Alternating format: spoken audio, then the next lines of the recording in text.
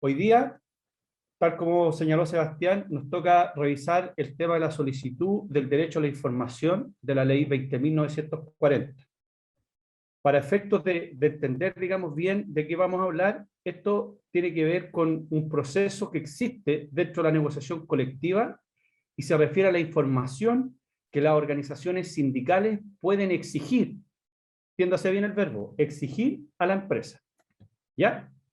La ley 20.940 incorporó al Código del Trabajo nuevas reglas relativas al derecho de información que tienen las organizaciones sindicales, las que se encuentran contenidas y están circunscritas entre los artículos 315 al 319 del Código Laboral. Respecto, ¿cierto?, de este derecho de la información que tienen las organizaciones sindicales y la obligación de entregar información de parte del empleador, debemos siempre tener en consideración el principio de buena fe, que en materia de negociación colectiva lo encontramos en el artículo 303 del Código del Trabajo. ¿Qué señala el 303? Establece como un deber el hecho que las partes deban negociar de buena fe, cumpliendo con las obligaciones y los plazos previstos, sin poner obstáculos que limiten las opciones de entendimiento entre ellas. Es por ello que la empresa debe entregar de buena fe tanto la información periódica establecida en la ley como aquella solicitada para el proceso de negociación colectiva, sin obstaculizar este derecho de manera indebida o ilegal.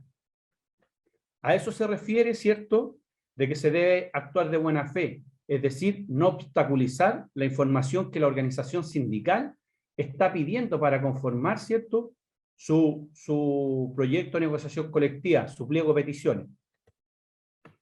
En cuanto a la organización sindical que recibe la información, debemos destacar que también se encuentra obligada a obrar de buena fe.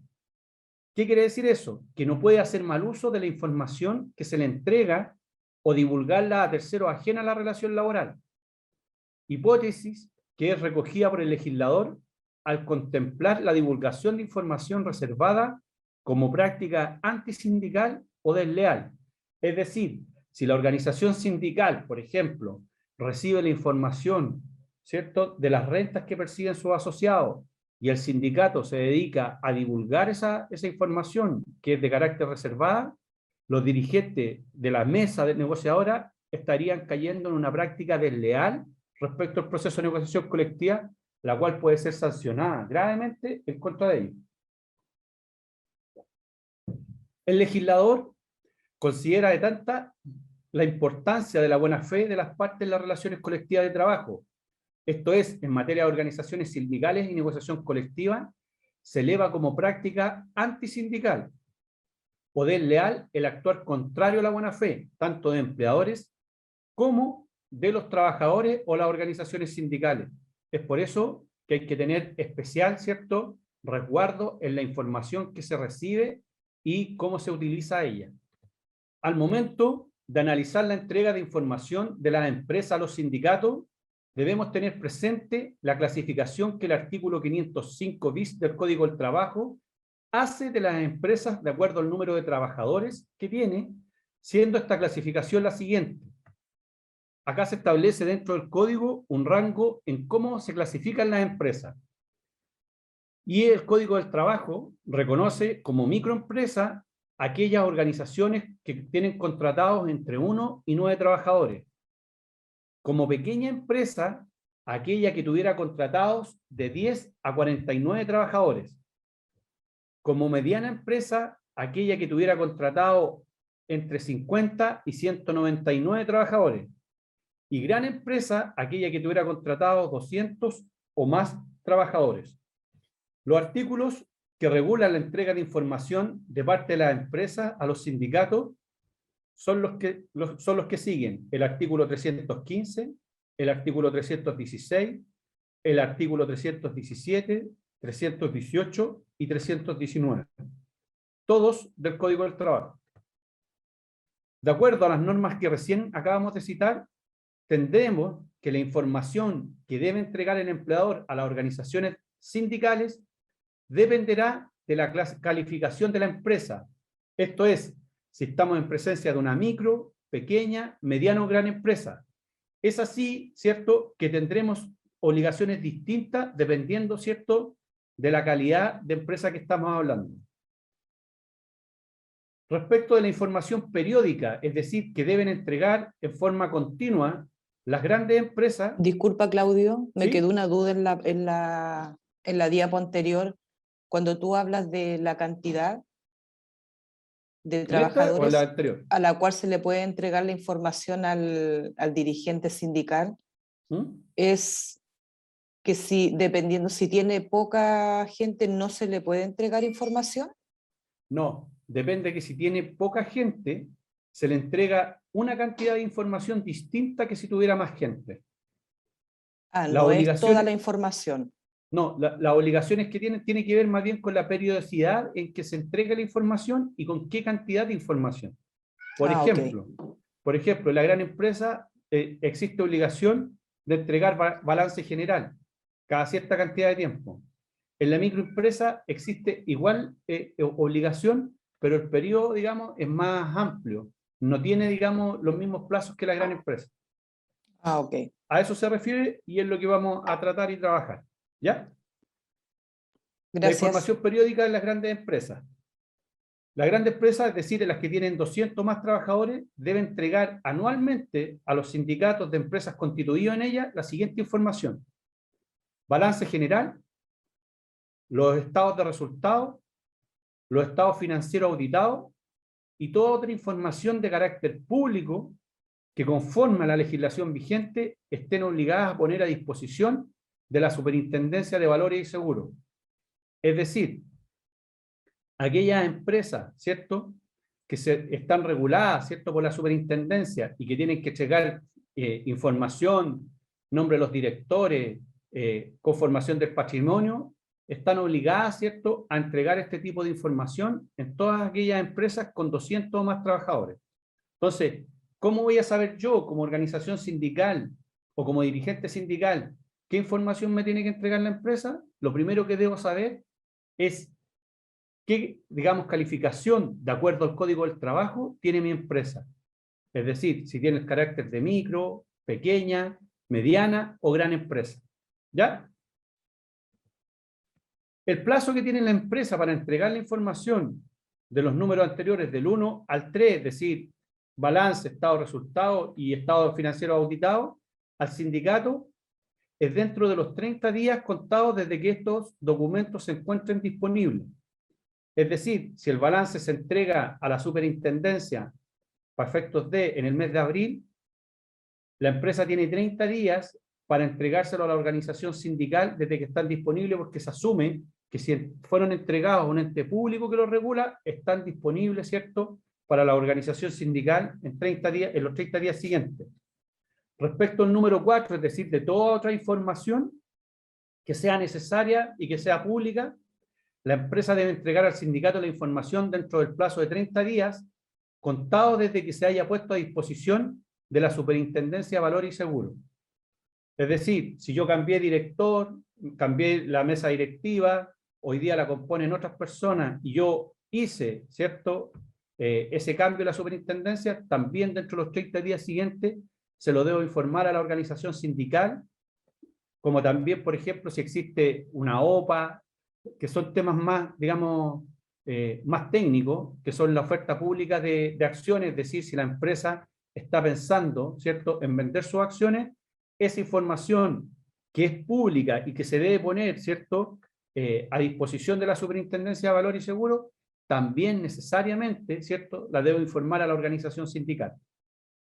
Cuando en la empresa se constituyan nuevos sindicatos, es decir, nuevas organizaciones sindicales, se establece que la información antes detallada debe ser entregada dentro del plazo de 30 días, contados a partir de la comunicación señalada en el inciso primero del artículo 225 del Código del Trabajo. En palabras sencillas, ¿qué significa eso? Desde el momento en que yo le informo a la empresa que se ha constituido una nueva organización sindical o que soy la primera organización sindical en constituirse dentro de la empresa se encuentra obligada dentro del plazo de 30 días, ¿cierto?, a entregarme la información de los estados de resultados, el balance y la auditoría de los balances auditados, ¿ya? El inciso primero del artículo 225 establece la obligación del directorio sindical de comunicar por escrito a la administración de la empresa la celebración de la Asamblea de Constitución y la nómina del directorio y quienes dentro de él gozan de fuero, dentro de los 3 días hábiles laborales siguientes a la celebración de dicha asamblea. Aquí vamos a concatenar el tema con lo que recién hablábamos. Cuando se constituye una organización sindical, el directorio tiene la obligación de comunicar, ¿cierto?, la celebración de la constitución de la organización sindical y quienes fueron electos dirigentes. Para eso, el 225 le entrega un plazo al directorio para poder comunicar esa situación a la empresa. Luego de eso, yo también tengo la obligación de comunicarle quiénes o qué parte del directorio gozan de fuero laboral. Entonces, si en los estatutos se estableció solamente que se van a elegir directores en función de la cantidad de miembros de la organización sindical, solo esos tendrán fuero. Si fue distinto, en esta obligación que tiene, ¿cierto?, el directorio, necesariamente se deberán establecer cuáles directores tienen fuero y cuáles directores no tienen fuero para los efectos, digamos, laborales pertinentes. Ahora, ¿qué información se debe entregar, ¿cierto? O qué información periódica se debe entregar en las micro, en las pequeñas y en las medianas empresas?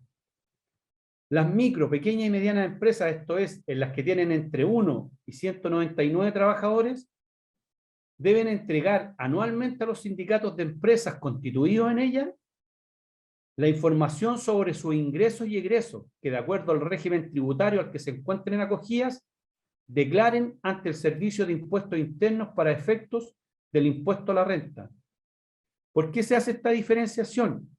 Porque hay micro, pequeñas y medianas empresas que no tienen estados de resultados, que no tienen balances. Inclusive hay pequeñas empresas que no tienen, digamos, información contable. Entonces, ¿qué llevan adelante ellos? Llevan una contabilidad simplificada, con egresos y ingresos. Inclusive, en algunos casos, y de acuerdo a la ley les permite, hay una presunción, ¿cierto?, de renta de lo que ellos ganan. O sea, ni siquiera, ¿cierto?, deben acreditar que ganan lo que dicen ganar, sino que simplemente la ley los autoriza para declarar. Por ejemplo, ¿en qué rubro de la economía pasa eso? En la agricultura. La gente que desarrolla labores de agricultura, hay una presunción, ¿cierto?, que establece la ley en donde el dueño, el que desarrolla dicha actividad económica, puede, ¿cierto?, indicar cuánto es la utilidad que tiene de su negocio, sin necesidad de poder declararlo. Sin embargo, esta declaración que se hace en un formulario que para el efecto se lleva ante impuestos internos, debe ser igualmente puesta, ¿cierto?, en conocimiento de la directiva sindical dentro, digamos, del año calendario en donde se establece, nuevamente con el mismo plazo de 30 días, a los 30 días siguientes, ¿cierto?, de la declaración anual de impuestos o de lo que haya declarado, digamos, en caso de no existir los balances. Generalmente las declaraciones de impuestos son en el mes de abril, por lo tanto uno debería entender que el plazo, ¿cierto?, para entregar la información a las organizaciones sindicales debiera terminar en el mes de mayo o más tardar los primeros días de junio. Información por cargo y funciones en grandes y medianas empresas. En las grandes empresas, esto es, en aquellas que tienen 200 o más trabajadores, los sindicatos de empresas constituidos en ellas pueden una vez en cada año calendario solicitar que se les proporcione la información sobre remuneraciones asignadas a trabajadores de diversos cargos o funciones de la empresa que se encuentren contenidas en el registro a que se refiere el numeral 6 del artículo 154. ¿A qué se refiere esto? Y esto es una información de carácter confidencial que reciben las organizaciones sindicales porque estamos hablando de temas delicados, como son las remuneraciones, ¿cierto?, que tienen asignadas diversos cargos y funciones dentro de la empresa. Segundo, la organización sindical debe tener claridad que no puede pedir información respecto de trabajadores que no están afiliados a su organización sindical. Solo puede pedir la información de aquellos trabajadores que se encuentran, ¿cierto?, afiliados al sindicato. Y que además, ¿cierto?, si no está por estatuto, si el sindicato, digamos, es antiguo y no tiene la modificación, además de eso, tiene que haber una modificación en los estatutos de la organización sindical, en donde el directorio, en el proceso de negociación colectiva, queda habilitado para pedir este tipo de información a la empresa.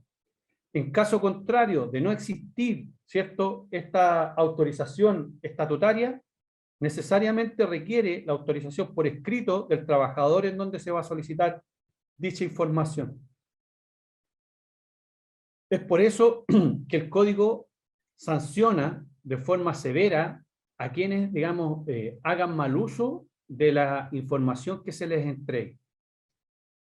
Y cuando señalo o cuando digo, ¿cierto?, que son a los sindicatos constituidos en ella, la ley está hablando a sindicatos necesariamente de empresas. No está hablando de sindicatos interempresas, no hace, digamos, referencia a ellos. Porque como revisamos anteriormente, los sindicatos interempresas para poder negociar colectivamente requieren necesariamente digamos, aceptación de la empresa en donde se está llevando dicho proceso. En más detalle, ¿cierto?, el artículo 154, número 6 del Código del Trabajo establece las empresas de 200 o más trabajadores tienen la obligación de establecer en el reglamento interno un registro que consigne los diversos cargos o funciones en la empresa y sus características técnicas esenciales. ¿Qué significa eso? Que en empresas, es cierto, en la gran empresa en donde existen 200 o más trabajadores, yo, cada uno de los cargos, tengo que hacer un desarrollo de cada una de las funciones que cumple cada uno. Lo que uno conoce en términos técnicos como descripción de cargo. Es decir, si yo tengo una persona que es encargada del aseo, tengo que poner, ¿cierto?, aseador. Tengo que establecer, digamos, cuáles son sus funciones, cuáles son sus características, digamos, esenciales del cargo. Si tengo un contador, exactamente lo mismo. Si tengo un asistente comercial, exactamente lo mismo. Es decir, tengo que llevar, ¿cierto?, este catálogo, ¿cierto?, de descripción de funciones cuando tengo 200 o más trabajadores. Respecto de la información, ¿cierto?, que debe entregar la empresa cuando él o los sindicatos de la empresa se los solicite, se entrega innominadamente. Es decir, sin indicación de los nombres de los trabajadores que ocupan los cargos en el reglamento interno, que se indican. El plazo para hacer entrega de esta información es de 30 días siguientes a la fecha en que haya sido requerida. ¿Qué quiere decir que sea innominadamente? Que la empresa debiera entregar la información por cargo. Es decir, por ejemplo, aseador. Si yo el aseador lo tengo catalogado como empresa en 2 o más funciones, por ejemplo, aseador junior, aseador senior, en términos de premiar, digamos, la antigüedad, establezco, ¿cierto?, la categoría que debe estar, digamos, también establecida en el reglamento interno, y en función de eso señalo cuál es la remuneración que percibe dicho trabajador. Por eso habla en forma innominada. Y es la organización sindical también, ¿cierto?, la que tiene la iniciativa de poder solicitar esta información, ya sea una empresa, ¿cierto?, micro, o sea una gran empresa. En el caso de las empresas medianas, esto es, las que tienen entre 50 y 199 trabajadores, los sindicatos de empresas constituidos en ella solo podrán hacer el requerimiento de información sobre remuneraciones asignadas según los cargos y funciones, como información previa a la negociación colectiva. Es decir, acá la ley le restringe la información, que es una diferencia que existe con la gran empresa, en donde el sindicato tiene esa iniciativa de poder pedirla, ¿cierto?, en el transcurso del año. En cambio, en las empresas medianas, solo se pueden pedir en los procesos anteriores a la negociación colectiva. Solamente en ese periodo, ¿cierto? Como información previa a la negociación. Es decir, dentro de los 90 días anteriores al vencimiento del instrumento colectivo vigente. En caso de existir o en cualquier época, en caso de no existir instrumento colectivo vigente. Conjuntamente, esa información se pide con la información específica y necesaria para preparar la negociación colectiva, contando la empresa con un plazo de 30 días para dar cumplimiento a la solicitud. En sencillo, ¿qué quiere decir esto? Que si yo tengo un contrato colectivo que vence el día 30 de marzo, yo la información, y soy, ¿cierto?, una empresa mediana, yo la información respecto de la remuneración la puedo pedir a partir del día 1 de enero, ¿cierto?, a la empresa, primero, para confeccionar mi instrumento colectivo, es decir, para presentar mi proyecto, y segundo, para saber cuáles son las asignaciones, ¿cierto?, en términos de las funciones que están desarrolladas en el reglamento interno. Junto con eso, se solicita además, ¿cierto?, toda la información específica y necesaria de balance, de estado de resultado o estado auditado en caso de existir. Estamos hablando de las empresas medianas. La empresa, ¿cierto?, se encuentra obligada a entregar información cuando cuente con 5 o más trabajadores en cada cargo o función, siendo esta una denominación que implica un conjunto, un título, como por ejemplo, gerente, subjefes de distintas áreas, vendedores, en general, no debiendo todos los cargos ser idénticos, sino que pertenecer a un mismo tipo. Entonces, acá hay una nueva restricción, ¿cierto?, que pone la ley, en donde establece que la empresa debe entregar la información siempre y cuando se esté estableciendo, ¿cierto?, o exista un tipo respecto del cual hay un cargo que al menos tiene 5 trabajadores en su dependencia. Por ejemplo, si existe un gerente, un solo gerente, obviamente no va a entregar esa información. Tienen que haber al menos 5. Si existen jefaturas o subjefaturas, tienen que haber al menos 5 para entregar dicha información. Ahora, si el trabajador está afiliado a la organización sindical, la debe entregar sí o sí.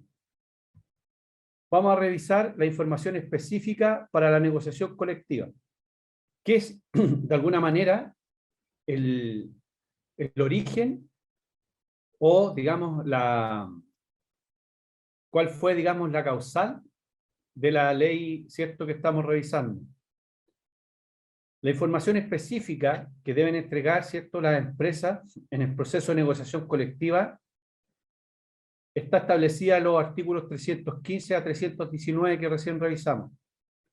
Por ende, las empresas se encuentran obligadas a proporcionar a los sindicatos que tengan derecho a negociar colectivamente en ellas la información específica y necesaria para preparar sus proyectos de contrato colectivo. He aquí, por ejemplo, cuando el directorio sindical, constituido, ¿cierto?, en mesa de negociación, lo que debe hacer es necesariamente apoyarse de quienes lo van a acompañar, ¿cierto?, en este proceso de negociación, quienes van a ser sus asesores, para que le indiquen, ¿cierto?, qué información relevante pedir, solicitar a la empresa para preparar su proyecto. No es un tema menor, esto no es un tema menor, ya que en función de eso son, digamos, el petitorio que se va a formular, pero también, llegado el momento de la negociación propiamente tal, es como uno puede defender, ¿cierto?, los puntos que está solicitando, porque si bien el papel aguanta mucho, lo cierto es que para poder justificar, ¿cierto?, mi petitorio, necesariamente requiero dar cuenta de por qué estoy pidiendo lo que estoy solicitando. Hacer, digamos, la justificación en términos económicos, sabiendo, ¿cierto?, cuáles son los ingresos que tiene la empresa. Así también los sindicatos, ¿cierto?, podrán dentro de los 90 días previos al vencimiento del instrumento colectivo que esté vigente, solicitar a las empresas, según la categorización de esta, la siguiente información.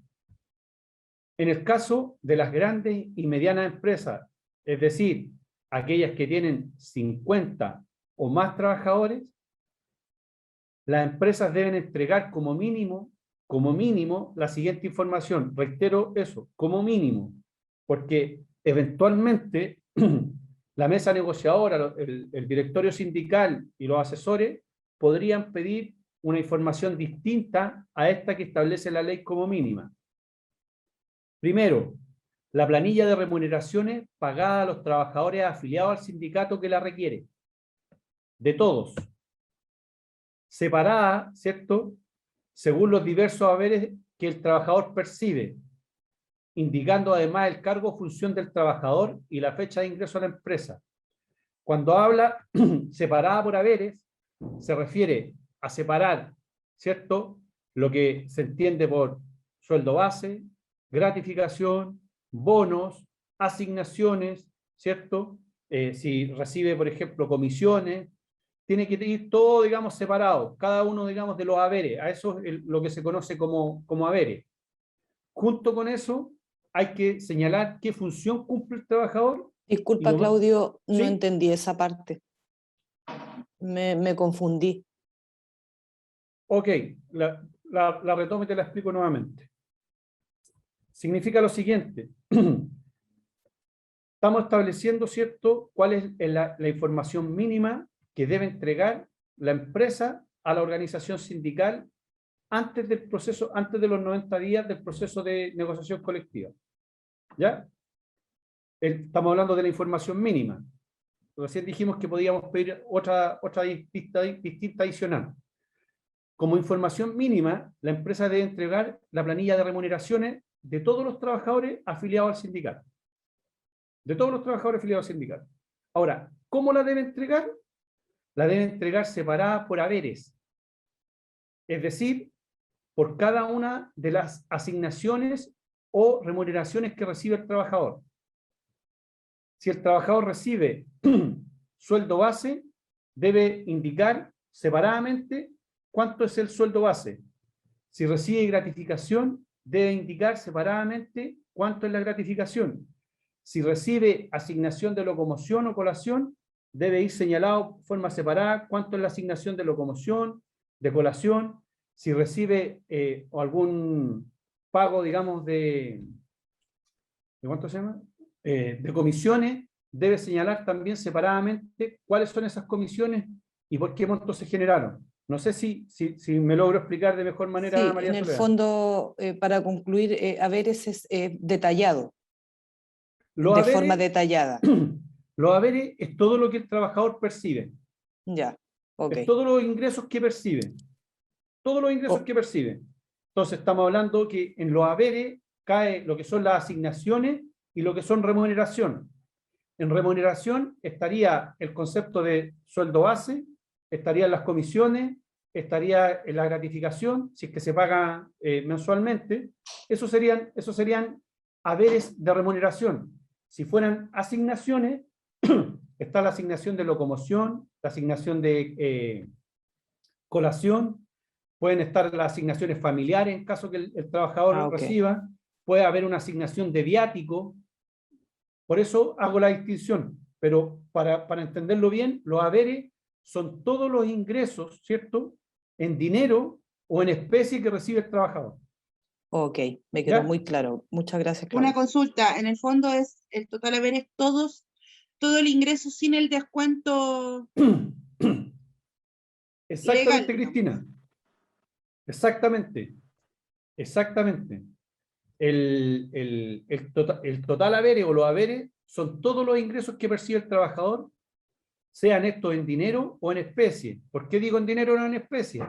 Porque, de acuerdo a cómo define el Código del Trabajo, La remuneración dice que son todos los emolumentos que recibe el trabajador, ¿cierto?, en dinero o en especie. Y eso se refiere a que existen algunos trabajadores que, por ejemplo, prestan servicios de cuidado, ¿cierto?, en alguna casa o en alguna empresa, en donde se le otorga, por ejemplo, una vivienda, o donde, por ejemplo, en esa vivienda les pagan la luz y el agua. Entonces, esos conceptos que el trabajador recibe, si bien no los recibe en dinero, los recibe en especies, avaluables en dinero. Por lo tanto, al momento en que se termina la relación laboral de ese trabajador, para efectos de calcular la indemnización por año de servicio, deben considerarse esos montos dentro de la base de cálculo. ¿Ya? Señora María, usted estaba levantando la mano. Buenos días, don Claudio. ¿Cómo está usted? Buenos días, bien. ¿Y usted? Bien, gracias a Dios. Oiga, don Claudio, quería consultar un bono metas. ¿En qué parte va? O bonos ventas, como típicos bonos que dan en las empresas. ¿En qué parte iría estipulado? Los bonos uno necesariamente debe concluir que son remuneración porque son imponibles. Ah, ok. ¿Ya? Para que hagan esa distinción. Generalmente todo lo que es remuneración son imponibles. Es decir, se paga, digamos, el porcentaje respectivo, ¿cierto?, en la salud y en la AFP. Y aquellos que son asignaciones, ¿cierto?, no tienen, digamos, esa carga impositiva, no se paga, digamos, ese gravamen a la AFP o a la salud. Arturo. Ya entendí la diferencia. Sí, gracias. Ya, señora María. Arturo, dígame. Hola, buen día. Buenos días. Mire, la consulta van haciendo de acuerdo a lo que usted va contestando y lo que los compañeros van preguntando. Usted está hablando de todos los haberes que aparecen en la liquidación. Por ejemplo, un bono de movilización. Esto también entra en el cálculo para entra para sacar el cálculo de las vacaciones de un trabajador, porque ya viene siendo costo fijo. Está todos los meses en la liquidación. Mire, por regla general,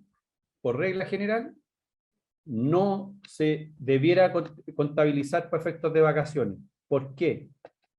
Porque la asignación, porque son asignaciones, no son remuneración, la asignación de locomoción y colación, ¿cierto?, son asignaciones que el empleador paga al trabajador en contraprestación de los servicios efectivamente realizados. Efectivamente realizados.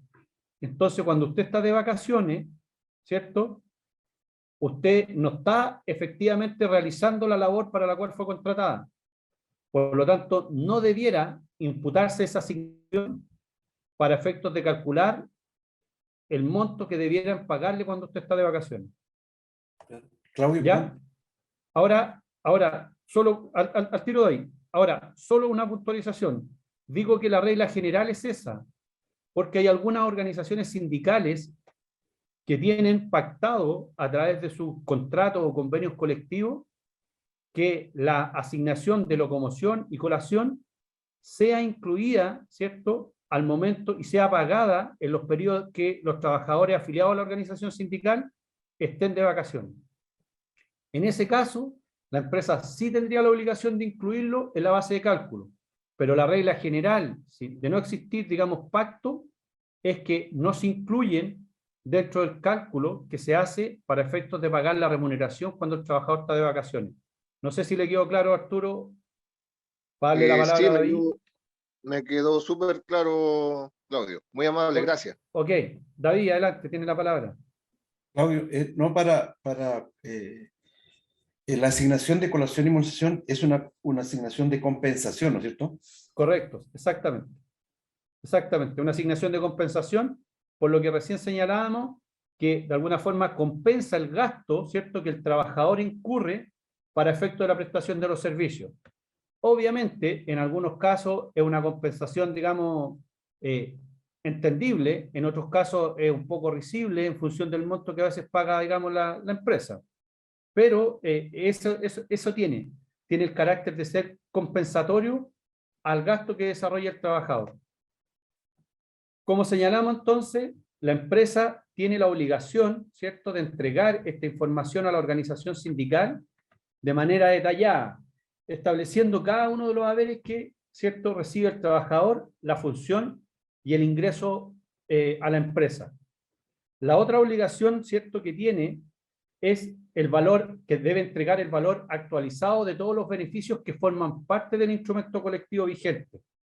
Es decir, si yo tengo, por ejemplo, pactado un bono de Navidad con la empresa a través de un contrato colectivo, la empresa tiene la obligación de entregarme ese valor actualizado, porque hay que entender que cuando se genera un nuevo plazo de negociación, han transcurrido a lo menos 2 años, desde que se firmó.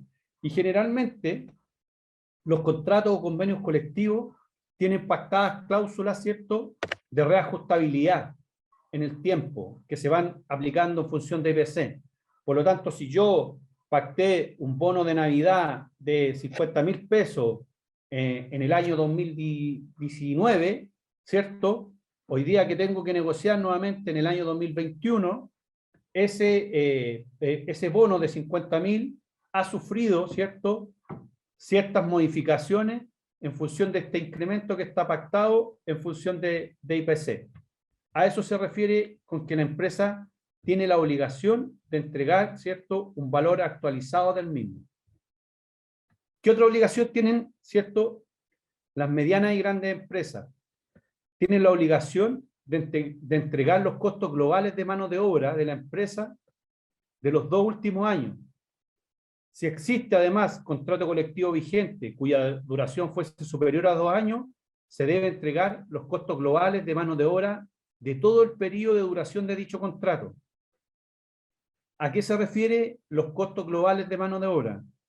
Yo, como empresa, tengo la obligación de informar, ¿cierto?, a la comisión negociadora, al directorio sindical, cuánto me cuesta a mí, ¿cierto?, cuánto es el costo mío mantener la cantidad de trabajadores que tengo para realizar el negocio que llevo adelante. Tengo que entregarlo en números, en cifras, ¿ya? No puedo entregarlo en porcentaje, no puedo decir que el 70% de la operación o el 40% de la operación. Luego, tienen obligación también de entregar la información periódica que establecen los artículos 315 y 318 del Código del Trabajo, en la medida que dicha información no se haya entregado oportunamente a los sindicatos. Como recién revisamos, ¿cierto?, en la gran empresa se debe entregar una vez al año los balances, se deben entregar los estados de resultados y los balances auditados en caso de existir, que son, ¿cierto?, documentación que si no fue entregada en su momento, deben ser entregadas al momento de la solicitud de información mínima que establece, ¿cierto?, los artículos 315 y siguientes. La información que indica, ¿cierto?, o que incida en la política futura de inversiones de la empresa, que no tenga, a juicio el empleador, el carácter de confidencial. Generalmente, aquí nos encontramos con una norma que en definitiva ayuda, por ejemplo, al empleador a no entregarnos más información en la práctica. ¿Por qué? Porque el código establece, ¿cierto?, que me debe entregar como obligación toda aquella información que incida en una política futura de inversiones. Es decir, si la empresa, por ejemplo, quiere abrir una nueva sucursal o si se quiere expandir a una nueva región, deben entregarme, digamos, esa información. Sin embargo, la propia ley se encarga luego de decir que si esa información es de carácter confidencial, no me la puede entregar. Por lo tanto, es una norma, digamos, bastante ambigua, que nos sirve de mucho y que generalmente en la respuesta, ¿cierto?, que cuando entrega la empresa la información a la organización sindical, termina generalmente estableciendo que la política futura, ¿cierto?, de inversión se ha establecido como de carácter confidencial, por lo tanto, a partir de ahí no entrega absolutamente nada. ¿Ya? Ahora bien, revisábamos las normas recién respecto de las medianas y grandes empresas. Ahora vamos a revisar, ¿cierto?, la información que deben entregar las micro y pequeñas empresas. Entonces, esto quiere decir en empresas que tienen entre 1 trabajador y 49 trabajadores, ¿cierto? ¿Qué información pueden solicitar las organizaciones sindicales? Acá también, nuevamente, las empresas de este tamaño tienen la obligación de entregar las planillas de remuneraciones pagadas a sus socios a valor actualizado de todos los beneficios que forman parte del instrumento colectivo vigente en caso de existir. Y aquí hay que hacer una mención muy importante. Cuando no existe, ¿cierto?, instrumento colectivo vigente, y para muchos dirigentes sindicales que tienen, digamos, el bagaje, ¿cierto?, y varias negociaciones en el cuerpo, se preguntarán qué pasa en aquellas, digamos, empresas en donde no existe instrumento colectivo vigente con lo que se conoce como el piso de la negociación, que tiene que ver con, ¿cierto?, los beneficios que tienen en su contrato colectivo. Bueno, en aquellas empresas en donde no existe contrato colectivo vigente, ¿cierto? Por lo tanto, no va a haber piso en los hechos, porque no hay un instrumento colectivo, digamos, con el cual compararse. Sin embargo, en aquellas empresas se deben entender como piso todos aquellos beneficios que la empresa entrega a sus trabajadores. Me explico. Si en una empresa entre 1 y 49 trabajadores, ¿qué puede pasar? No existe negociación colectiva vigente y se conforma una organización sindical y se presenta un proyecto de negociación colectiva, el piso de esa negociación colectiva van a ser los beneficios que periódicamente entregue la empresa, como cuáles. Por ejemplo, si la empresa entrega todos los años un aguinaldo para el 18 de septiembre y la Navidad, eso se debe entender como piso de la negociación. La empresa no podría unilateralmente sacarlo.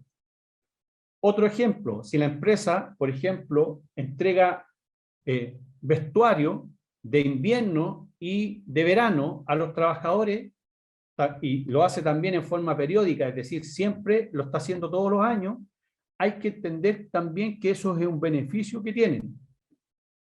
Otro ejemplo, si la empresa entrega la colación y hay un casino en donde le entrega colación a sus trabajadores, también hay que entenderlo como un beneficio, parte del piso en aquellas empresas, ¿cierto?, en donde no existe instrumento colectivo vigente.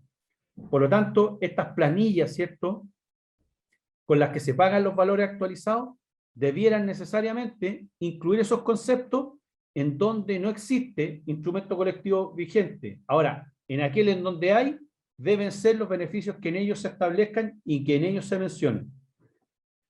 Así también, los costos globales de mano de obra de la empresa de los 2 últimos años deben ser entregados como información, ¿cierto?, obligatoria, es decir, cuánto nuevamente le cuesta a las micro y pequeñas empresas producir, ¿cierto?, el negocio que tienen ellos. Si existe contrato colectivo vigente cuya duración fuese superior a 2 años, se debe entregar también los costos globales de mano de obra de todo el periodo de duración del contrato, es decir, separado por año. ¿Para qué?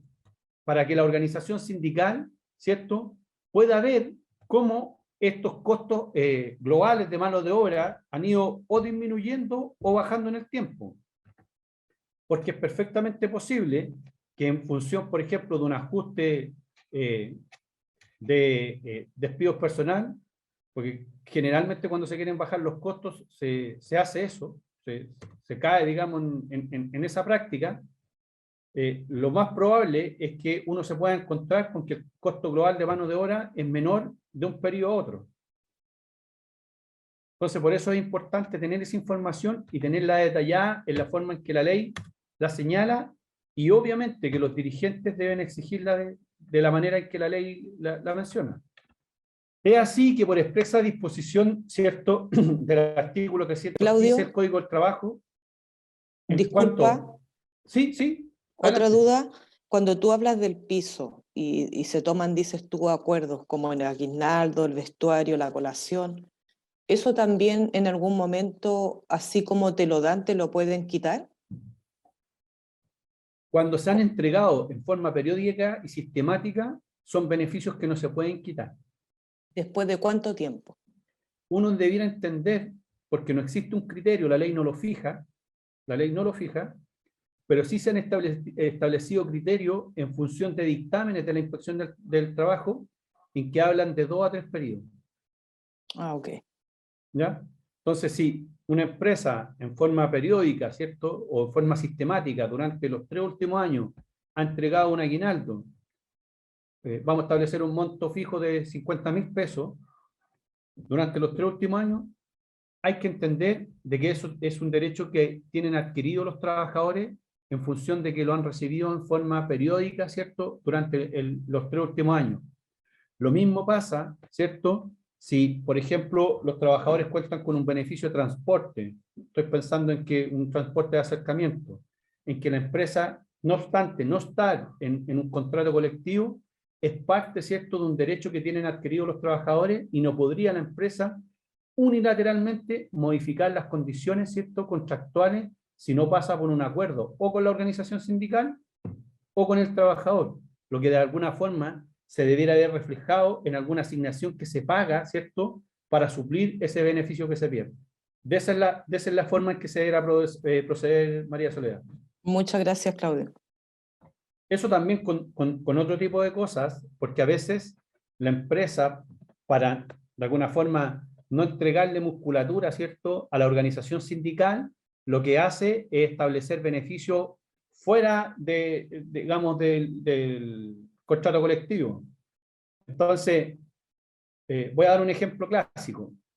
Generalmente en el comercio existen algunos días, digamos, que le llaman vida libre o que le ponen, digamos, un nombre, digamos, perfecto de establecer la importancia, ¿cierto?, de la vía en el ámbito no laboral.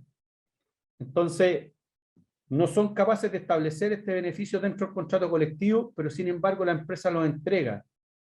Algunos le llaman vive en algunas partes.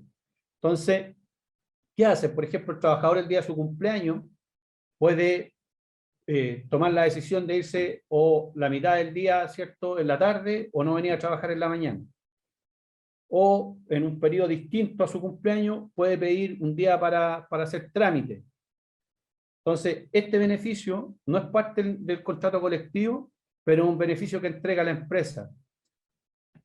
Entonces, ¿qué debería uno entender?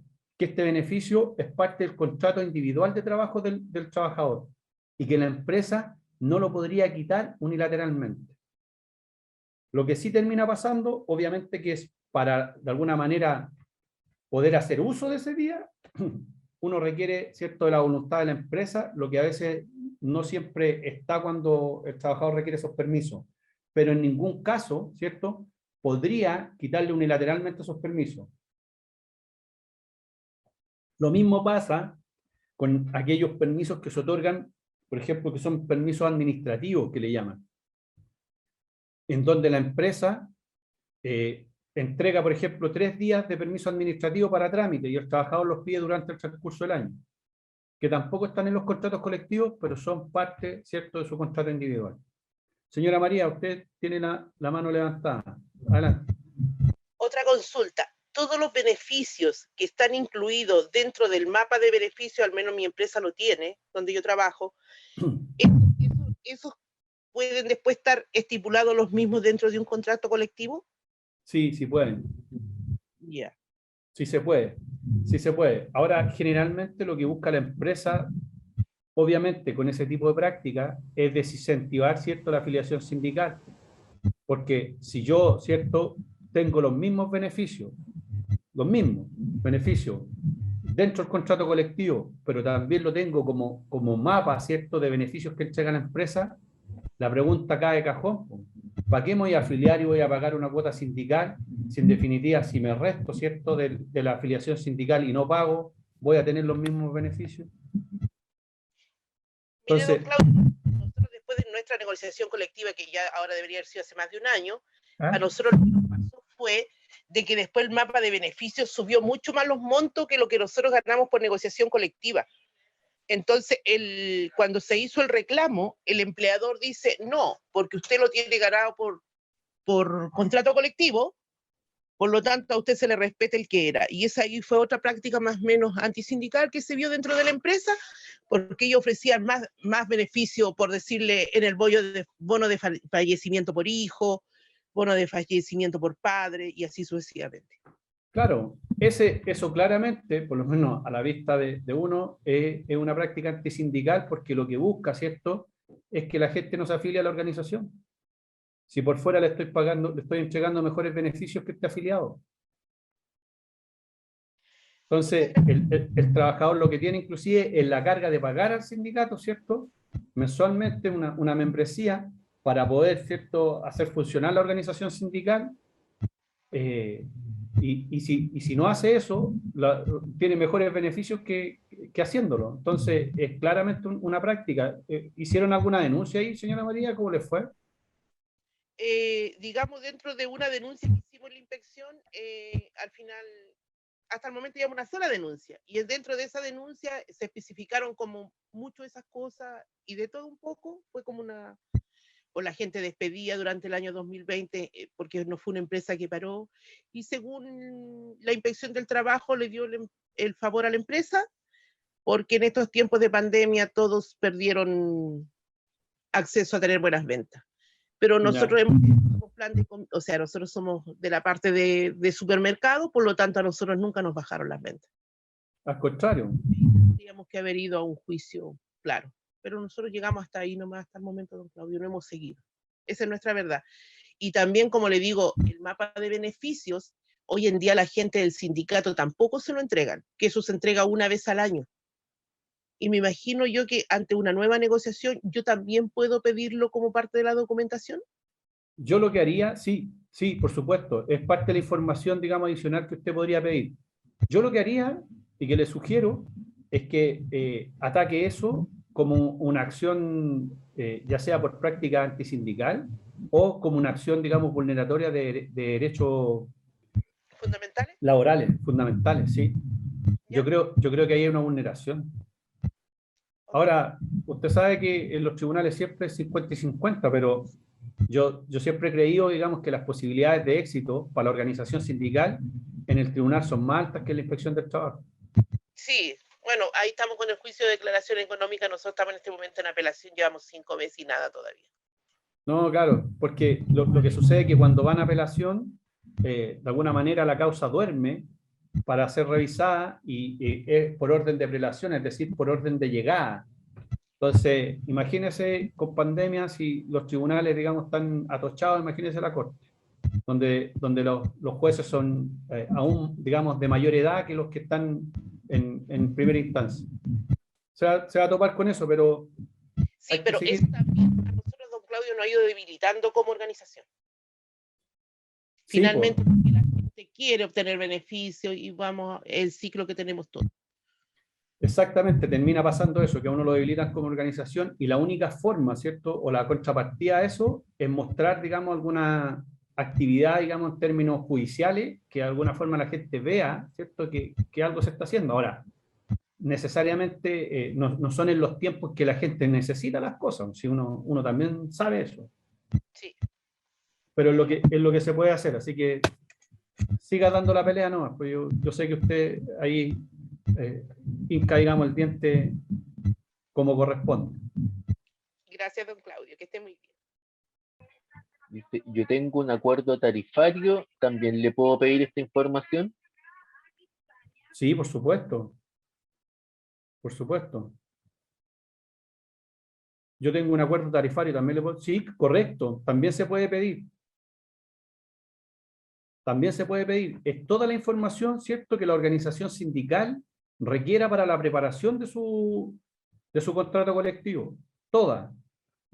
Ahora, ¿Qué podría pasar? Podría pasar en la práctica que la empresa se niegue a entregar esa información. Pero quien termina resolviendo esa situación es la Dirección del Trabajo a través de un dictamen o de una resolución, más que de un dictamen. No sé si contesté la pregunta. Vamos a dar la palabra a Alejandra. Adelante, Alejandra. Hola, buenos días. Quiero hacer una consulta. Nosotros como organización terminamos una negociación una negociación colectiva con la empresa que estamos ahora, las manipuladoras de alimentos, y nos pasó que acá en la región habían socias de nosotras, ya, que estaban vigentes del año pasado, pero a la vez tenían una negociación colectiva con el otro sindicato, porque ellas se cambiaron para el de nosotros, ¿ya?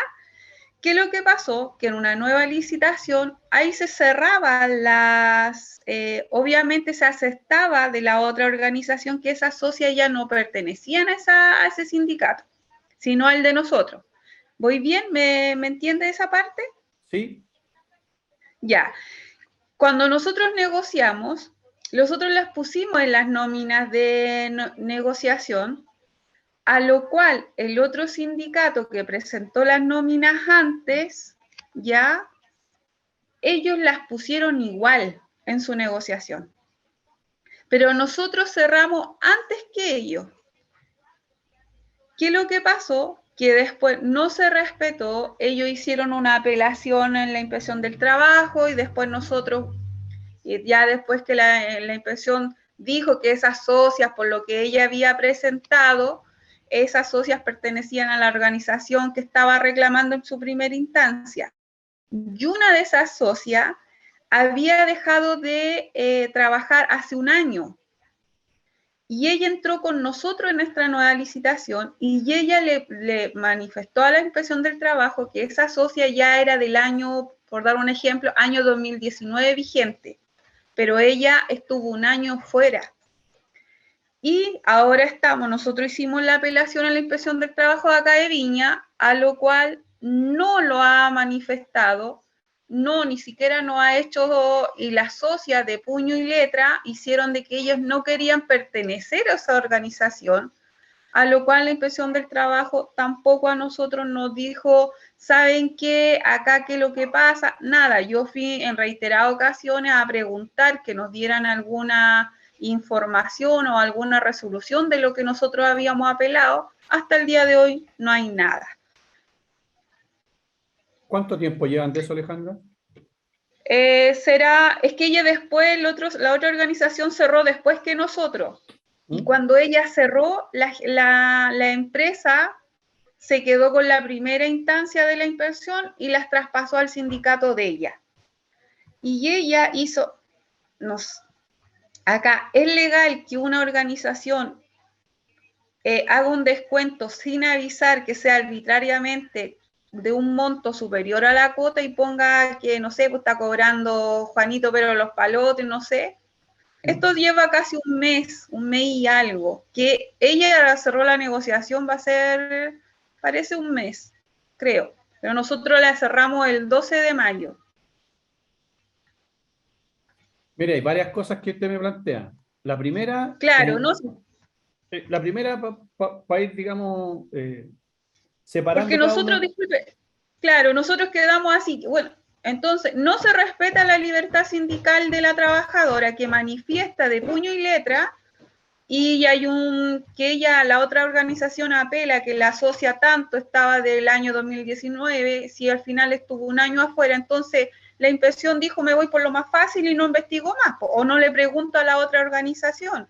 Y nosotros somos conocidas ahí en la inspección del trabajo porque ahí de repente participamos en capacitaciones, vamos a la oficina por diversos motivos, una vez tuvimos muchos temas de denuncia de la empresa, entonces no es que no sea una organización que seamos desconocidas hacia la inspección del trabajo, a la DT. Así que por ahí, y todavía estamos al final, pues todavía estamos, no sabemos ya, y las socias me dicen, pero yo me quiero quedar contigo si yo no me quiero ir para el otro lado.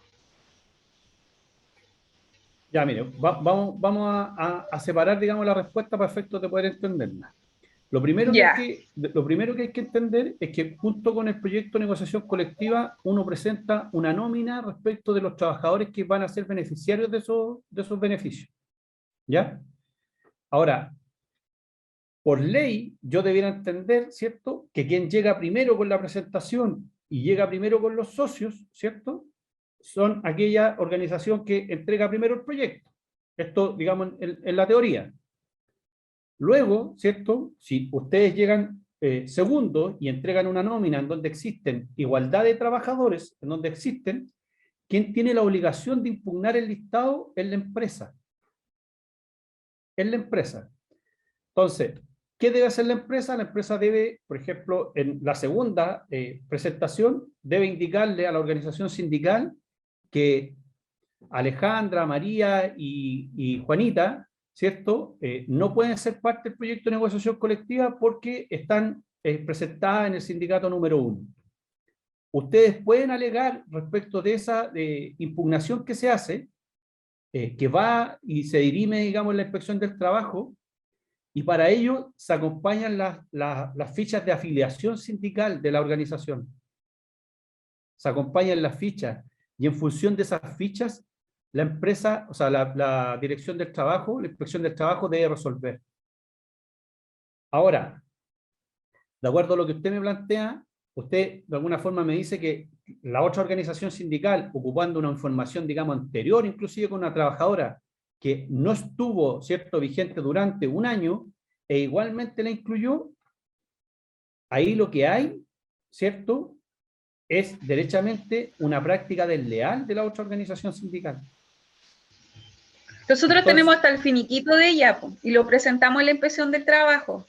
Entonces, si el tema, ¿cierto?, porque la inspección del trabajo necesariamente debe haber resuelto este tema a través de un ordinario.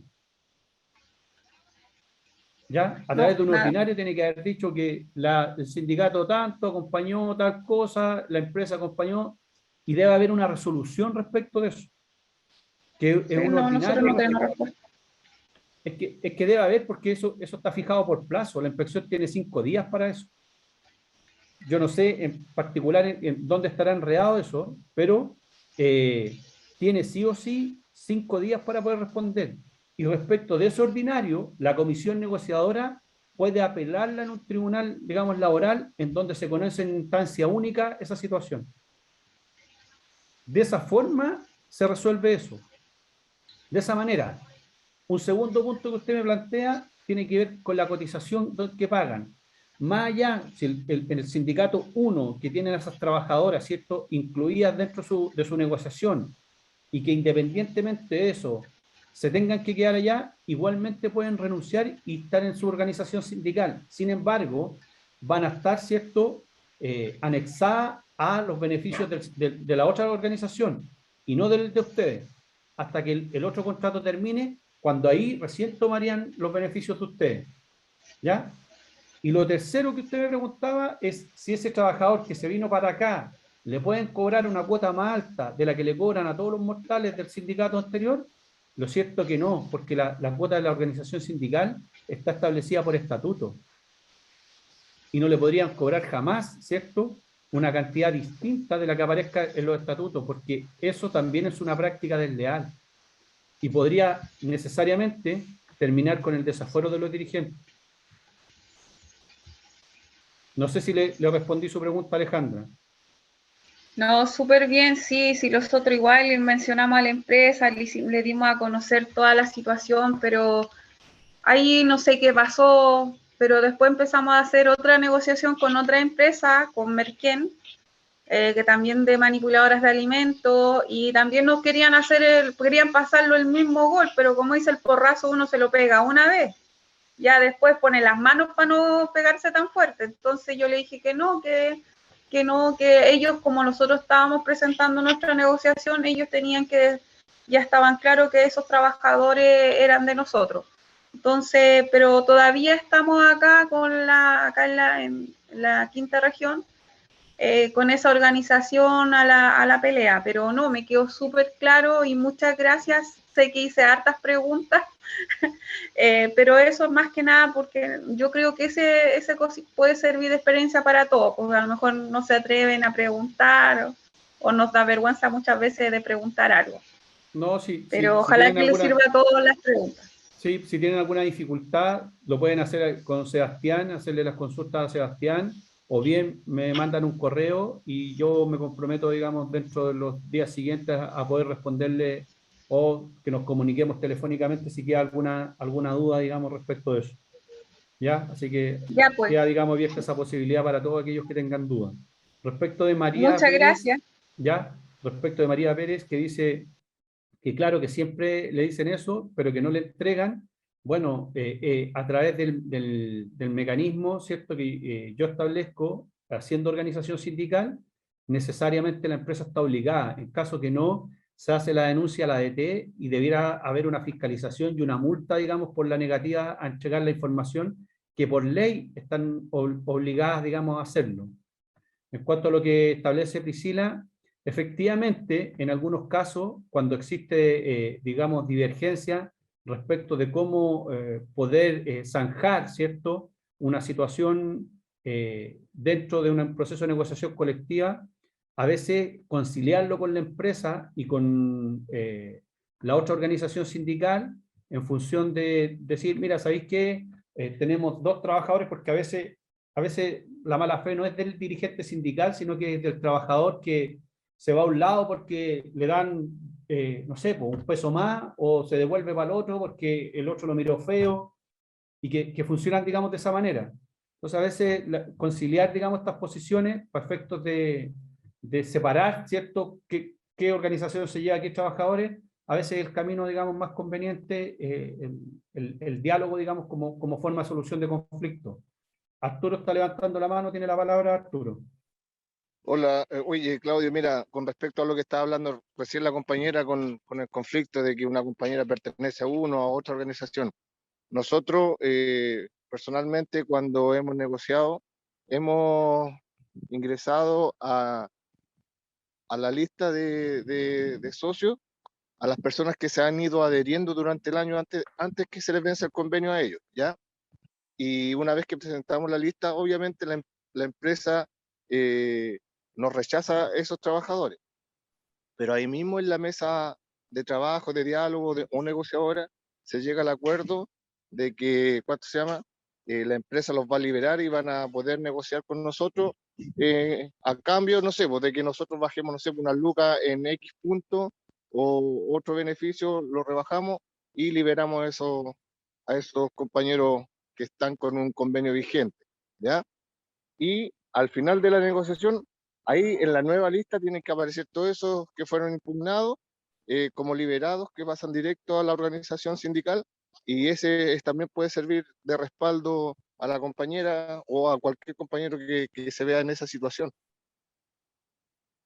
Exacto, Arturo. Gracias por compartir la experiencia de ustedes, que era un poco lo que estábamos conversando, en términos Claro. de poder, digamos, a través del diálogo y la conversación, liberar algunas situaciones que son algo complejas. ¿Ya? Disculpa, Claudio. ¿Sí? Disculpa, una última preguntita. Sí, A mí adelante. todavía me queda la duda sobre lo que hablaba la compañera Alejandra, de incluir a una socia en un proyecto donde no está trabajando, que creo que era en el 2019, que ella no había estado activa. ¿Cómo la incluyes en un proyecto de negociación colectiva? Bueno, eso finalmente se traduce, digamos, en malas prácticas de algunos dirigentes, voy a decir algunos porque la verdad que no son todos, en donde para no perder membresía y no perder compañeros o, digamos, fuerza en la organización sindical, pasan el listado completo sin importarle si el trabajador inclusive está trabajando o no. De hecho, lo que debería haber pasado ahí es que la empresa debería ir impugnado, ¿cierto?, la participación de esa trabajadora por no encontrarse, digamos, trabajando. Eso debería haber pasado. No sé qué habrá pasado en el caso específico directo. A veces cuando los trabajadores están incluidos en la nómina y el sindicato ni siquiera se ha enterado de que se fue, es porque tampoco existe una gestión o un registro de quiénes son sus socios, ni la empresa la ha informado quiénes se han ido de la organización sindical o no. Y la falta también de inspección del trabajo, ¿no? ¿Cómo? Y la falta también de inspección de parte de inspección del trabajo. Sí, lo que pasa, María Soledad, que el proceso de negociación colectiva es un proceso bastante arreglado. Entonces, a la solicitud, ¿cierto? O a la presentación del proyecto de negociación colectiva, tiene como contrapartida una respuesta del empleador. Y la respuesta del empleador, en él se deben objetar, ¿cierto?, todas las cosas que el empleador considera que no están de acuerdo, digamos, a las normas del Código del Trabajo. Por ejemplo, si yo consideré una situación distinta, ¿cierto?, que no era, por ejemplo, materia de negociación colectiva. O, por ejemplo, objetar a trabajadores que no están, ¿cierto?, o que no son parte actualmente de la empresa. Yo como empresa debiera hacer eso. Si tengo 3 trabajadores que aparecen en el listado, bueno, voy a decir que esos trabajadores no pueden participar del proyecto porque ya no son parte, y para acreditar debo acompañar el respectivo finiquito. No sé qué habrá pasado en la negociación particular que establece Alejandra, pero debería haber pasado eso. Ahora, si la socia estaba en la organización sindical de Alejandra, lo que se debería haber hecho, haber reclamado esa impugnación, ¿cierto?, y haber presentado la ficha de afiliación sindical ante la Inspección del Trabajo. Y la Inspección del Trabajo debería haberse pronunciado en qué proyecto debería haber sido incorporada. Porque no obstante haber estado en la antigua organización con una afiliación anterior, hay que entender que al tener una afiliación nueva, por el solo hecho del Ministerio de la Ley, ¿cierto?, uno debe entender de que esa trabajadora pertenece a esta nueva organización sindical en donde se afilió. Súper claro, muchas gracias, Claudio. Bueno, retomemos. Entonces, que por expresa disposición, ¿cierto?, del artículo 315 del Código del Trabajo, en cuanto a la planilla de remuneraciones, el sindicato titular de este derecho de información debe requerir, ¿cierto?, la autorización de cada uno de los trabajadores afiliados a su organización. Dicha autorización podrá constar de manera expresa en su estatuto, facultando a dirigente en ejercicio para realizar tal requerimiento, o bien la autorización debe ser dada por cada uno de los trabajadores expresamente, pues son los trabajadores involucrados los únicos habilitados para autorizar la entrega de sus datos personales. Esto fue lo que hablamos en un principio, ¿cierto?, que dice relación con la información que está habilitada para pedir la organización sindical constituida en mesa de negociadora, ¿cierto?, en donde puede pedir al empleador la información laboral necesaria para poder conformar o llevar adelante su proyecto de negociación colectiva. Dijimos también que para eso se requería que dicha autorización estuviera necesariamente o se reflejara expresamente en los estatutos. En caso de no, la organización sindical de no tenerlo expresamente en los estatutos, necesariamente, ¿cierto?, debe constar con una autorización de parte del trabajador para llevarlo, digamos, adelante y poder solicitarlo. Por lo tanto, generalmente la empresa pone dificultades en este sentido en cuanto no va a entregar información si no está, ¿cierto?, expresamente señalado en los estatutos, y para ello generalmente le pide, ¿cierto?, a la organización sindical que acompañe una copia de los estatutos o bien la autorización expresa de cada uno de los trabajadores involucrados en el proceso de negociación colectiva. Obviamente, cuando son pocos, conseguir el permiso no es un problema. El problema es cuando el proceso es grande, ¿cierto?, y hay que salir a buscar esa autorización a cada uno de los trabajadores. Sigamos. ¿Cierto? Como vimos en el ¿Esa módulo... autorización debe ser por escrita? Por escrito, sí. Okay. Es por escrito. Como vimos en el módulo anterior, el artículo 6 transitorio de la ley 20.940 establece un plazo de 1 año a contar de la entrada en vigencia, ¿cierto?, de la misma, para que las organizaciones sindicales vigentes a la fecha procedan a adecuar su estatuto a las disposiciones contenidas en ella, siendo esta instancia, ¿cierto?, en la cual se pueden establecer en los estatutos de la organización la autorización que los socios de ella entreguen al sindicato para requerir la información sobre sus remuneraciones. ¿Qué quiere decir eso? Que la ley, cuando manda, ¿cierto?, a actualizar los estatutos, le está diciendo que deben haber una modificación en los mismos, así que todos aquellos que son dirigentes sindicales deberán revisar sus estatutos y ver si cuentan con esa autorización, y en caso contrario tienen que hacer una adecuación a los mismos para no encontrarse con este problema cada vez que estén en un proceso de negociación colectiva.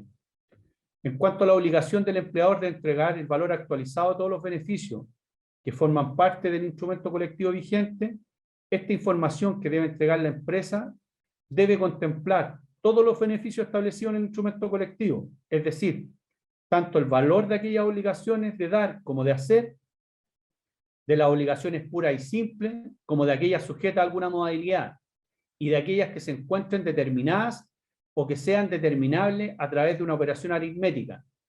El momento para la determinación del valor actualizado de estos beneficios dependerá de la fecha en que la empresa entrega efectivamente la información al sindicato que se lo ha solicitado. Esto de acuerdo al significado, ¿cierto?, entregado por la Real Academia de la Lengua Española al término, dice actualizar, indicar que consiste en poner al día, ¿cierto?, datos, normas, precios, rentas, salarios, etc.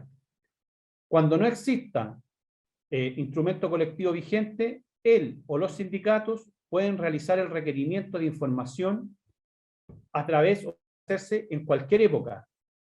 Que proceda el requerimiento de parte de la organización sindical de la planilla de remuneraciones de los trabajadores involucrados en la negociación colectiva, se requiere que los estatutos de la organización sindical que la solicite contemplen esta situación, o bien su entrega por parte del empleador haya sido autorizada expresamente por cada trabajador, tal como señalábamos recién, por escrito. Las empresas, una vez hecha el requerimiento por la organización sindical, tiene un plazo de 30 días para hacer entrega de dicha información al sindicato o a la comisión negociadora. En el caso, ¿cierto?, del grupo negociador, se establece que la comisión negociadora que lo represente tiene el derecho a solicitar al empleador la siguiente información específica: planilla de remuneraciones pagadas a todos los trabajadores afiliados que forma, ¿cierto?, el grupo negociador previa autorización ella, valor actualizado de todos los beneficios que forman parte del instrumento colectivo, y el plazo de entrega de esta información del empleador tiene que ser en 5 días hábiles. ¿Qué pasa con el incumplimiento? Cuando existe incumplimiento del empleador en la entrega de la información. En caso que el empleador no cumpla con la entrega de la información en los términos establecidos por el legislador, los sindicatos, de acuerdo a lo establecido en el artículo 319, tienen el derecho a requerir esa información mediante 2 vías: a través de la vía administrativa, que consiste, ¿cierto?, en que él o los sindicatos afectados pueden solicitar a la Inspección del Trabajo que requiera la información a la empresa, al empleador, para su entrega. La Inspección del Trabajo, a su vez, correspondiente, puede requerir al empleador, en virtud del artículo 319 del Código del Trabajo y del decreto ley, con fuerza de ley, perdón, número 2 del año 1967, la entrega de la información indicada por el sindicato en su solicitud, de acuerdo a lo sostenido en un dictamen por la propia Dirección del Trabajo, en que dicho requerimiento se deberá conceder un plazo prudente a la empleadora para que haga entrega de la información solicitada, acredite el cumplimiento de la obligación o indique las razones justificadas en virtud de las cuales no está accediendo a la solicitud del sindicato. Es decir, si se niega esa solicitud, ¿cierto?, tiene que decir por qué y en forma justificada. No es que no quiero entregarla, ¿por qué no? Eso no funciona así. Cuando la solicitud del sindicato no prospere, manteniendo la negativa de entrega de información por parte del empleador, la Inspección del Trabajo deberá emitir un acta en el cual se exponga razonadamente la solicitud como la actitud que ha tomado el empleador, a fin de servir de suficiente antecedente en el caso que él o los sindicatos decidan perseverar a través del requerimiento judicial de información previsto en el artículo 319. Es decir, si la empresa no quiere, ¿cierto?, entregar la información y el sindicato concurrió al ente administrativo, a la Inspección del Trabajo, fue requerido por la Inspección del Trabajo y aún así se negó, la Inspección del Trabajo levanta un acta que sirve, ¿cierto?, como antecedente para que la organización sindical lo pueda requerir a través de la vía judicial, la que va a operar, ¿cierto?, cuando la gestión de la inspección del trabajo no prospere. En este caso, él o los sindicatos pueden recurrir al tribunal laboral de conformidad a lo establecido en el artículo 504. Se establece que el tribunal, previa revisión de los antecedentes que se aporten, deberá ordenar en su primera resolución que el empleador haga entrega de la información. Cuando el código se remite al artículo 504, se establece un tipo de procedimiento. Este procedimiento es un procedimiento monitorio que se encuentra concentrado para efectos de conocer, ¿cierto?, ciertas problemáticas del código que establece el Código Laboral. Es así, ¿cierto?, que el 504 establece que todos aquellos casos que en virtud del código u otro cuerpo legal se establezca reclamación judicial en contra de resoluciones pronunciadas por la Dirección del Trabajo, distintas de una multa administrativa o de la que se pronuncia acerca de una reconsideración administrativa de multa, se sustanciará, ¿cierto?, de acuerdo a las reglas del procedimiento monitorio contenidas en los artículos 500 y siguientes, que es un procedimiento, ¿cierto?, que se aplica en casos, ¿cierto?, que son concentrados, que no son, digamos, de lato conocimiento, que se pueden resolver en una única instancia. Finalmente, cabe señalar que no obstante el derecho a requerir información por la vía administrativa y judicial que tienen las organizaciones sindicales, la contravención de parte del empleador a este derecho, es decir, la negativa a entregar esa información, conlleva necesariamente la vulneración de otros derechos de las organizaciones sindicales que existen, ¿cierto?, como aquellos que se establecen en la tutela laboral. Es por ello que en virtud de las modificaciones que se introdujo con esta ley 20.940, las conductas constitutivas de prácticas antisindicales y desleales que él, ¿cierto?, el empleador o los sindicatos afectados puedan demandar a sus empleadores por prácticas desleales o antisindicales bajo el procedimiento de tutela regulado en los artículos 485, ¿cierto?, y siguientes del Código del Trabajo. Es decir, cuando la afectación, ¿cierto?, de este derecho quiera ser reclamado por la organización sindical, es perfectamente posible que el sindicato pueda demandar al empleador por práctica antisindical por no entregar, ¿cierto?, esta información que es tan, en definitiva, relevante para la conformación del pliego necesario. Así que eso es lo que debíamos revisar hoy día, esta mañana. Nuevamente le agradezco su presencia, su atención y las preguntas. Y a partir de ahora, ¿cierto?, queda abierta la posibilidad que podamos interactuar en un mecanismo de preguntas y consultas, digamos, que podamos responder. Así que quedó pendiente la palabra de David, se la vamos a dar para poder iniciar, digamos, este diálogo. Adelante, David. Claudio, era en relación a la exposición que estaba exponiendo delante sobre las personas de la negociación colectiva. Una persona que esté contratada o preste servicio a honorario, ¿puede pertenecer y incorporarse en el proceso de negociación colectiva? Eventualmente podría hacerlo, sin embargo va a depender de lo que digan los estatutos de tu organización, porque generalmente los estatutos de la organización dicen qué trabajadores pueden afiliarse.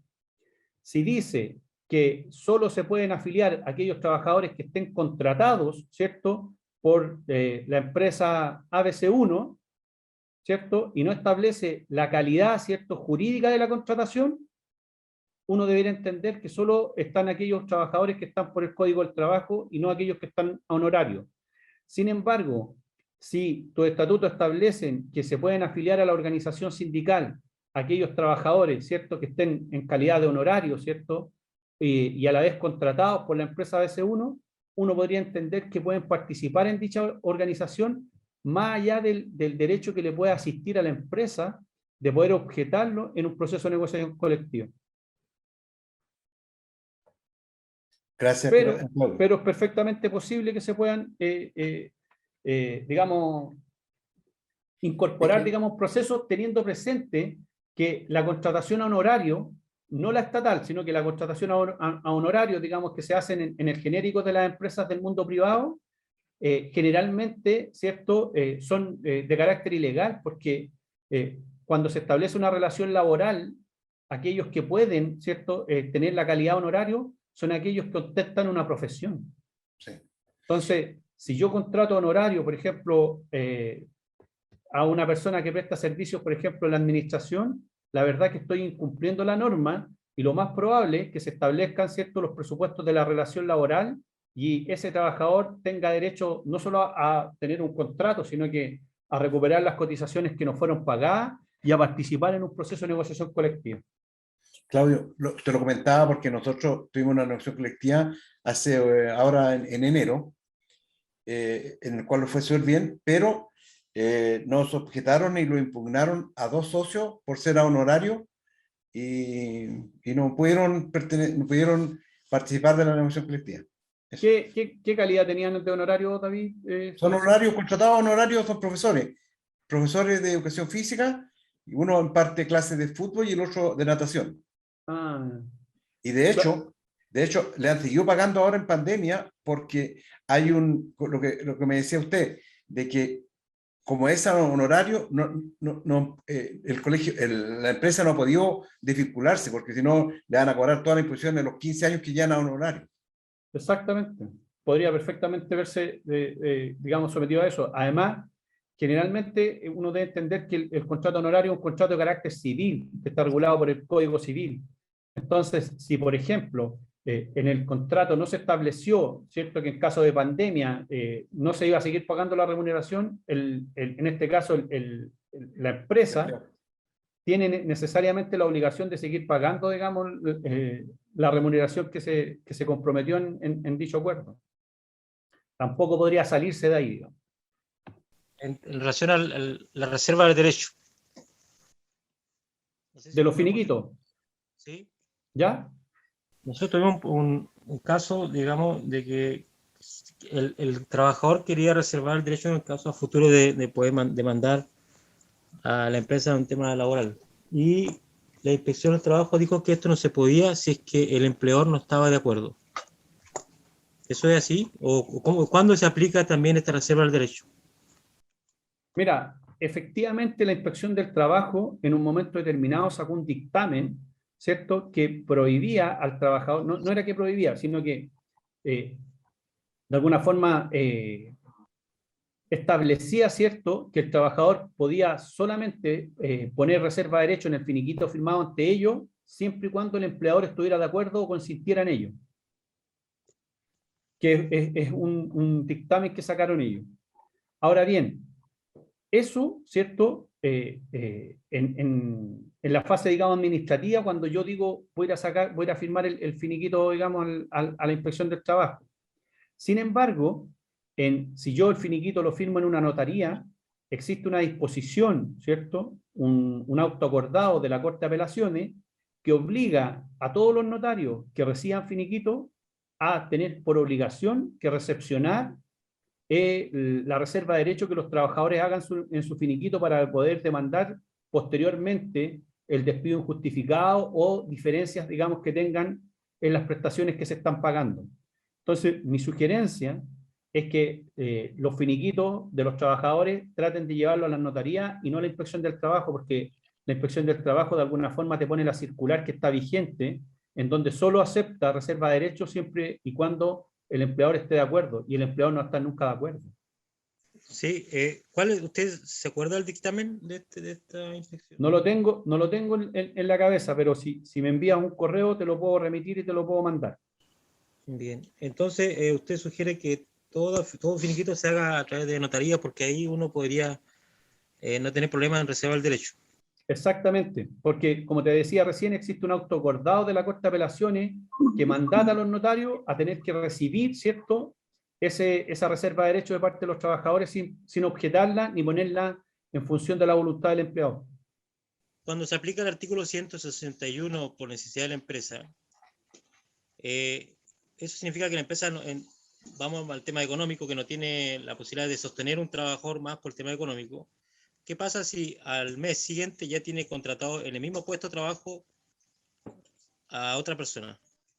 Bueno, ahí lo que uno debiera reclamar ahí es la causal de despido injustificado, porque en definitiva los hechos que sustentan la separación del trabajador no dan cuenta, ¿cierto?, de la actitud que ha tenido la empresa al mes siguiente al reemplazarlo por otro.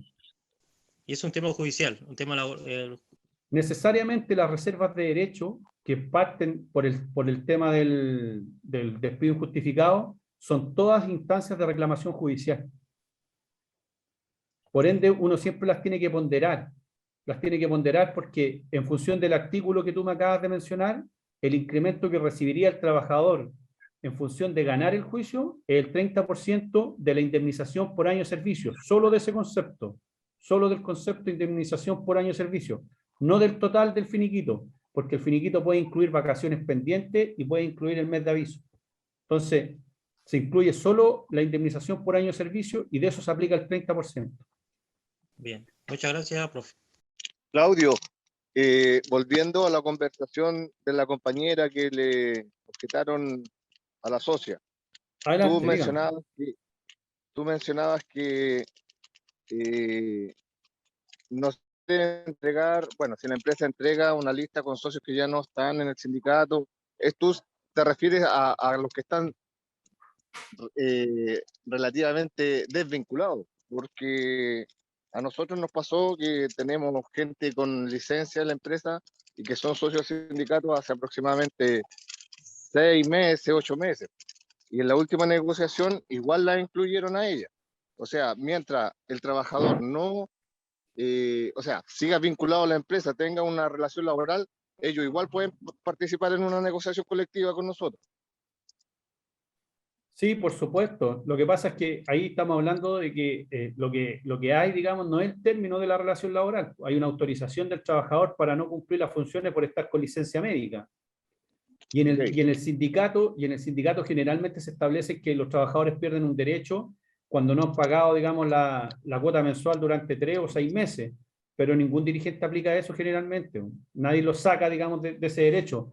Menos se establece como un castigo para aquellas mujeres, ¿cierto?, que están en preo postnatal, que obviamente no van a pagar, digamos, la cuota sindical en dicho periodo, porque están afuera de la empresa y no tienen cómo poder, digamos, pagar dicha cuota directamente.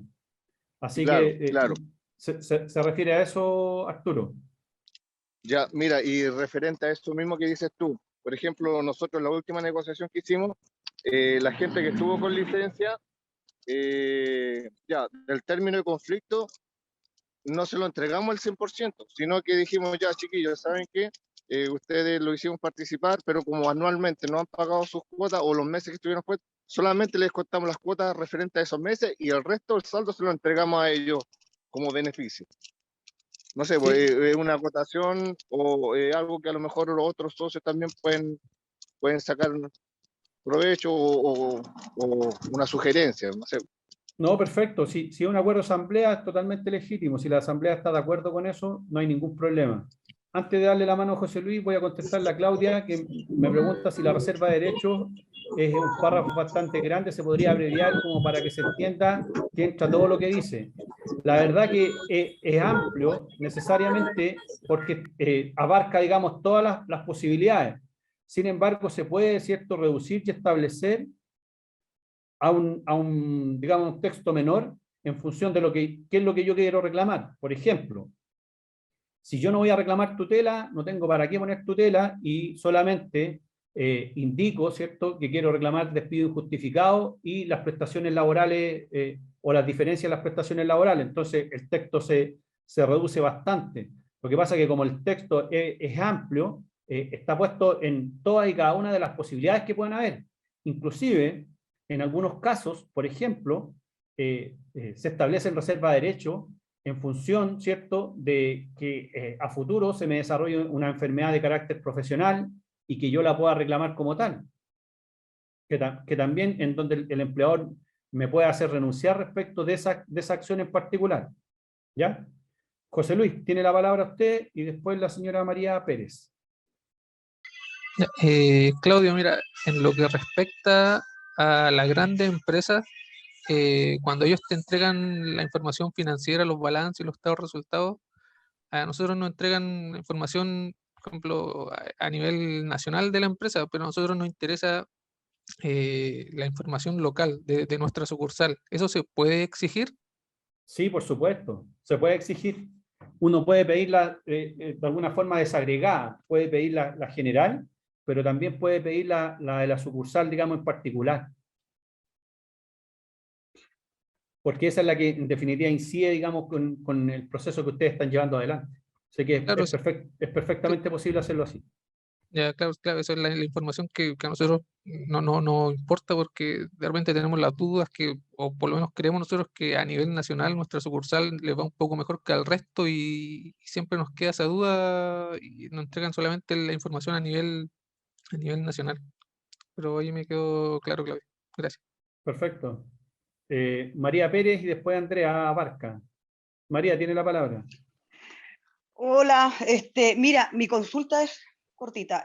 Beneficios porque yo ahora estoy negociando, no sé, a mis socios nuevos que llevan menos de 6 meses no le quieren dar los beneficios que nosotros tenemos, ya sea término de conflicto, no sé, pues el bono de fin de año. ¿Eso es legal o puedo pedir un porcentaje de lo que nos están dando globalmente los socios más antiguos a la empresa? Mire, una negociación colectiva de alguna manera establece, ¿cierto?, por principio, que es un acuerdo entre las partes. Por lo tanto, puede haber por parte de la empresa, ¿cierto?, la pretensión de que hay algunos trabajadores que sean o que se les restrinjan ciertos beneficios. Desde mi punto de vista, establecer una condición en donde, por ejemplo, a algunos trabajadores les pago, ¿cierto?, un concepto y a otros no, lo que de alguna forma estoy generando son trabajadores de primera y segunda categoría. Por lo tanto, yo no podría, digamos, estar de acuerdo con una norma así. Lo que hay que buscar cuando existe, digamos, este tipo de negativa por parte de la empresa es establecer el mismo concepto, pero en función, digamos, de antigüedad, como para establecer un criterio. Entonces, si en definitiva la empresa está dispuesta a pagarle a trabajadores, por decirles 4, con un número, aquellos que llevan más de un año, bueno, que se abra la posibilidad a lo mejor que a los que llevan más de un año, en vez de pagarle 4, le pague 3,5, y a los que llevan menos, ¿cierto?, de un año, que les pague 2 o 1. Pero lo ideal, ¿cierto?, es que cada uno de los trabajadores que participa en el proceso de negociación colectiva se siente involucrado y no se sienta, digamos, discriminado y que tiene, digamos, la categoría de un trabajador de segunda categoría por no tener, digamos, una antigüedad mayor. Gracias. Ahora, a eso es perfectamente posible, ¿cierto?, que cuando los trabajadores se ven de alguna forma obligados, ¿cierto?, a firmar el contrato porque la empresa le dice que no, y que no, y que no, y que no, bueno, uno podría, después de la negociación colectiva, a pesar de que no me bien visto, hacer una presentación en función de que se vieron obligados, ¿cierto?, a firmar en una mediación, que uno lo puede establecer en la mediación que hay de buenos oficios en la inspección del trabajo, que van a firmar por el mayor número, pero que se reservan el derecho de mandar discriminación respecto a los trabajadores que no se está pagando tales beneficios. Podría perfectamente ser una salida, pero eso lo dan los años de experiencia, el muñequeo, digamos, en la negociación, los criterios que de alguna forma se puedan hacer en la mesa, y por sobre todo, lo que piense y diga la Asamblea, que en definitiva es la que manda en este tipo de cosas. Ah, ya, aunque tengamos las mismas funciones. Es que si tienen las mismas funciones, es aún peor, porque claro, es que por eso me extrañó. Ya. Es aún peor porque uno debería entender de que si hay trabajadores que cumplen la misma función, debieran ser remunerados y compensados de la misma forma. Claro, nos pagan desde el día 1 exactamente igual, solamente que como ahora están con las negociaciones y más no quieren pagar el término de conflicto con la variación de los años que llevan los socios más antiguos con los nuevos. Y mire, y lo que yo siempre digo, en el caso de que se vote la huelga, a la huelga van todos, no van los que tienen más de un año, y los que llevan menos de un año no son parte de. Están todos ahí, están todos por lo mismo. Gracias, me quedó súper claro. Perfecto. Mira, antes de hacer mi consulta, acotar un poquito a la compañera que estaba hablando. O sea, dado, bueno, nuestra experiencia, ya llevamos 3 negociaciones nosotras, creo, y y siempre eso de los nuevos socios, de los beneficios de los nuevos socios, se supone que queda estipulado a la hora de firmar el contrato colectivo. ¿Por qué te digo esto? Porque, por ejemplo, nosotros en la negociación colectiva pasada teníamos una negociación abierta, que cualquier compañero o compañera, que somos mujeres, que entrara tenía todos los beneficios. Hoy por hoy, hace poco terminamos una negociación colectiva y fue cerrada. O sea, nos dijeron, ponte tú, al 30 de junio, ya cerramos con 300, ponte tú, y nos dijeron al 30 de junio usted tiene que tener 30 más, y se cierran los beneficios.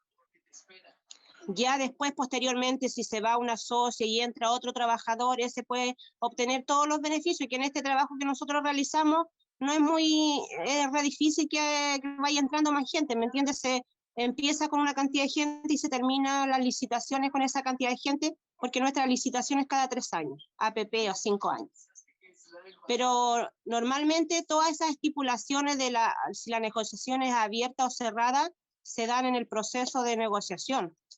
Y obviamente, como dices tú, es un acuerdo entre las partes. Y ahí con el muñequeo que tú dices, igual uno puede decir, quedar estipulado también que ya si bien el empleador te dio 30 cupos para que entre gente nueva, poder dejarla en 15 cupos o 10 cupos, me imagino yo. Pero esa como una acotación, eso nos ha pasado, te hablo desde la experiencia, lo que nos ha pasado a nosotras en nuestro rubro.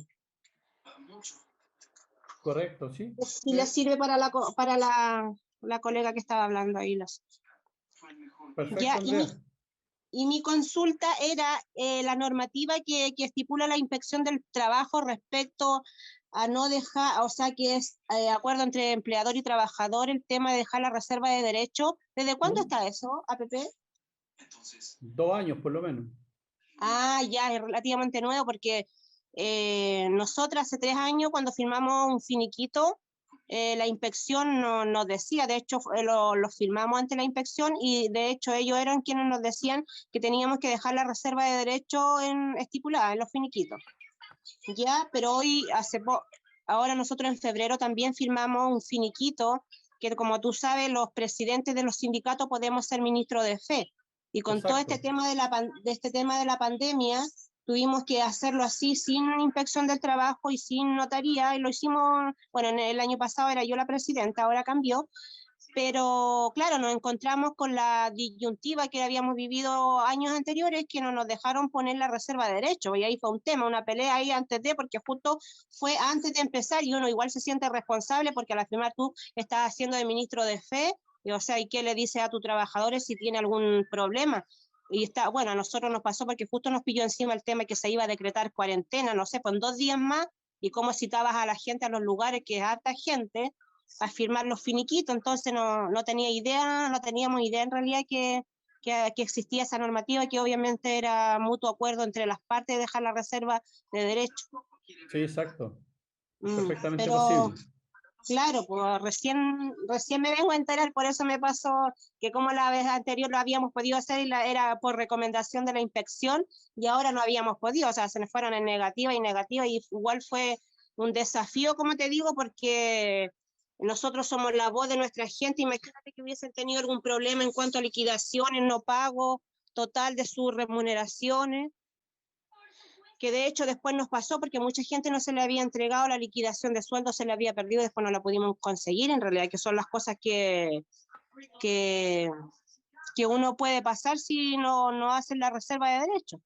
Claro, entonces, mira, bueno, eso de saber que uno lo puede, o sea, a posterior, porque nosotros ya en 2 años más también, si Dios quiere, firmamos otro finiquito, mejor contratas a un notario para que nos ponga ahí el tema de la reserva de derechos, pues más confiable que la inspección en realidad. Sí, mira, sí, lo que sucede, Andrea, con eso, porque antiguamente la inspección te permitía hacer esas cosas. El problema está en que la dirección del trabajo, de alguna forma, está, digamos, los vaivenes de quien asume el gobierno, porque de acuerdo, digamos, a quien asume el gobierno, es el director, digamos, que se nombra.